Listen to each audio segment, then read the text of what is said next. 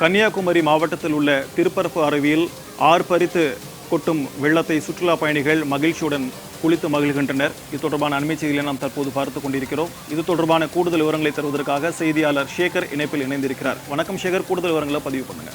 வணக்கம் சிஜு. தமிழகத்தில் கோடை விடுமுறை கோடை வெயிலின் வாட்டி வதைத்து வந்ததால் குமரியில் உள்ள திருப்பரப்பு அருவியில் சுற்றுலா பயணிகள் வருகை என்பது தினசரி அதிகரித்து வருகிறது. கடந்த 5 நாட்களுக்கு மேலாக மாலை வேளைகளில் இடிமின்னலுடன் கூடிய கனமழையும் குமரி மேற்கு தொடர்ச்சி மலையோர பகுதிகளில் பெய்து வந்ததன் காரணமாக கோதை ஆற்றில் தண்ணீரின் அளவு அதிகரித்துள்ளது.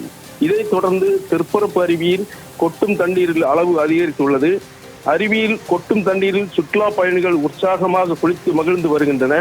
தமிழகம் மட்டுமல்லாமல் கேரளாவின் பல்வேறு பகுதிகளில் இருந்தும் ஏராளமான சுற்றுலா பயணிகள் வந்த வண்ணம் உள்ளனர். அருவியில் அதிகமாக தண்ணீர் கொட்டும் பகுதிகளில் தடுப்பு ஏற்படுத்தி சுற்றுலா பயணிகள் அப்பகுதிக்குள் நுழைய அனுமதிக்கும் மறுக்கப்பட்டுள்ளது. உங்களுடைய விரிவான தகவல்களுக்கு நன்றி சேகர்.